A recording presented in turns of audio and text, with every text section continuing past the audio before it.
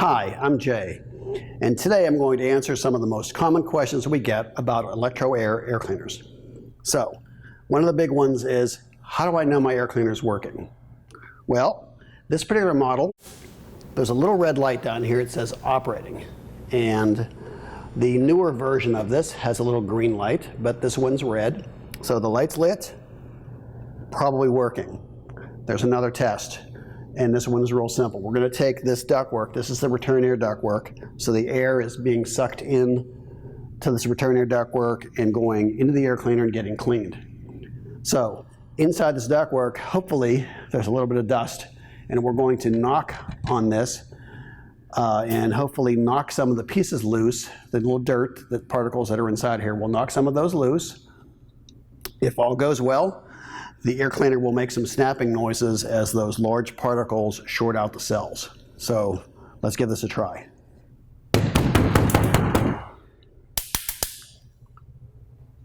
Okay, so that snapping noises that you heard, those noises are caused by dust particles that we knocked loose, and they entered the air cleaner, shorted it out for a split second, and made that snapping noise. That means the air cleaner is working. We have snapping noises when we hit the ductwork. The light down here is lit, and if you look real close, when the snapping noises occur, this light will flicker a little bit. That's normal. All right. One of the more common questions that we receive is, the operating light's not lit. What's going on with my air cleaner? What's wrong with it? So we're going to figure that out. Right now, this one has a little red light on it that says operating. That light is not on right now. The newer version of this air cleaner has this little green light right here that would normally be lit when it's working. And they are both operating lights. So the operating light is not lit. And the power light, this one does happen to have a power light. The power light is lit. So we're going to figure out what's wrong. So the first thing we're going to do is turn the power off to this power box. Remove the power box, then we're going to remove both cells. Okay, so here's the power box. And the first cell, just set that on the side here. And the second cell. Okay, now we're going to put the power door back on, turn it on, and see what happens with the light.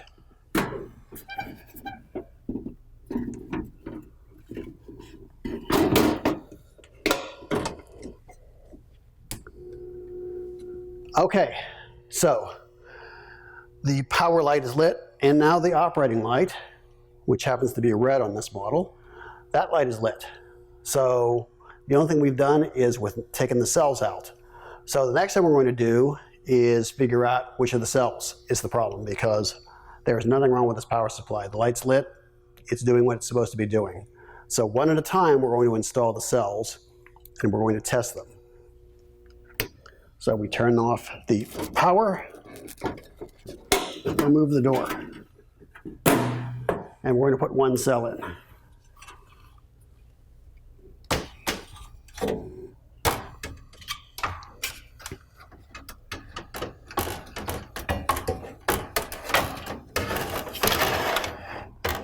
Okay, now, it is important that this little contact point here touch the back of this power door right here. So this door needs to be all the way towards the front.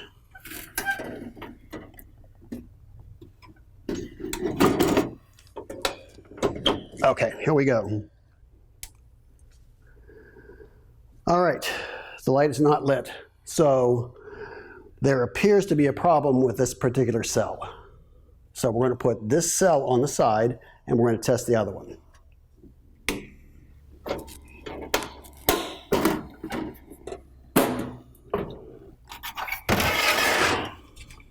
Okay, put that on the side, and now we'll put the other cell in.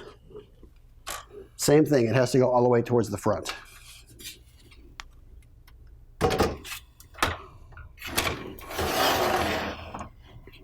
All right, all the way towards the front.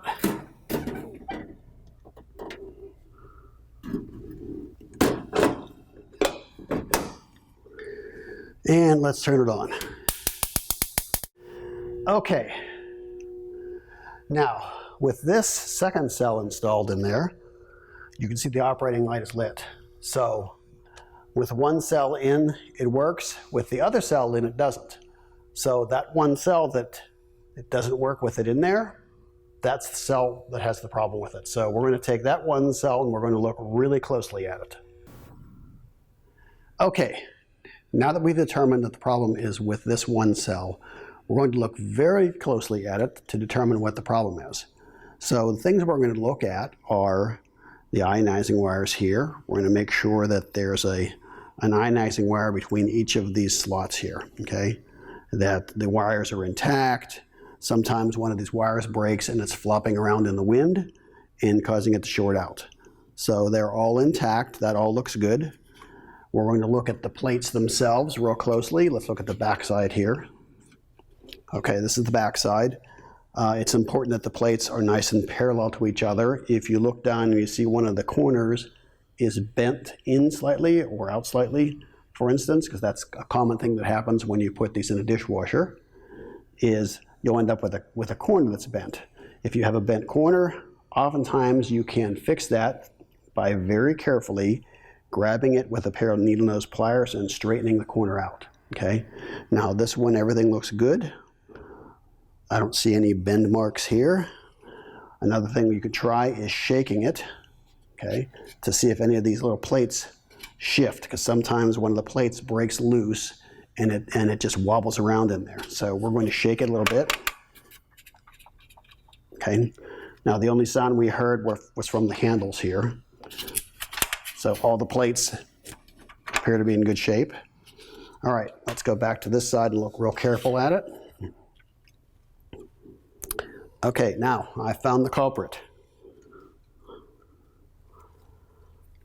Right here, we have a little bug, looks like a cricket, that's dead down inside there.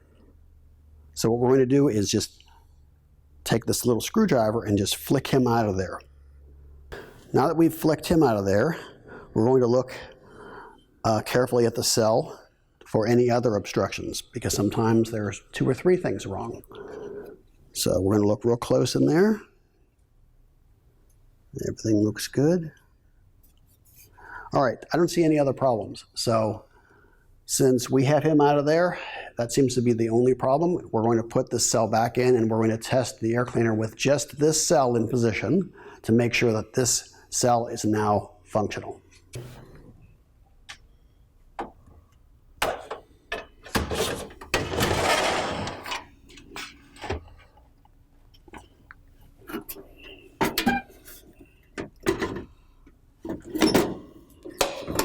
All right, door's back on, let's power it up. Okay, the operating light is now lit. So, looks like this cell is good, and the only thing wrong with it, there was a dead cricket that was stuck inside between the plates. He's gone, now it's working. So, now what we can do is we can put the other cell back in, get it running again with 2 cells, and make sure everything is still good. All right, here's the second cell.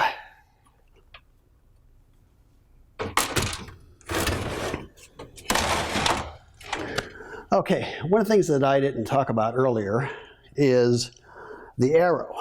There's an arrow printed on each cell, and it's important that the arrow be pointing towards the furnace, okay? It says airflow. That's the direction that the air is flowing through this thing. The air goes through the pre-filters first, then it goes to the cell, specifically the side of the cell where the ionizing wires are first. Then it goes into the furnace to get heated or cooled and blown back into your house. So it's important that when you're doing all these experiments here, that you have this little arrow pointing towards the furnace. So let's put the door back on, because both cells tested perfect one at a time. And now we're just going to turn it back on, and everything should be good. And there we go. Both cells are in. The operating light is lit. It's working perfectly. And then we can do our test again now that we have this thing working. We can do that test where we slap the ductwork and see if it makes some sparking sounds. Okay, right now I have no cells in this thing. They're both removed. The power light is on, but the operating light, which is red in this model, green in newer models, that operating light is not lit. So with no cells in here and the operating light not on, we have a problem with our power box.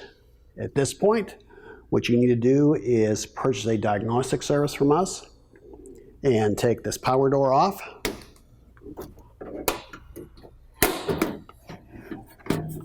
Right here, and just send this whole thing back to us.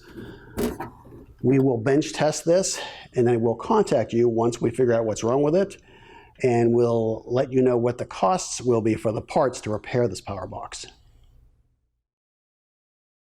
Thanks for watching. For additional help or questions, feel free to contact us.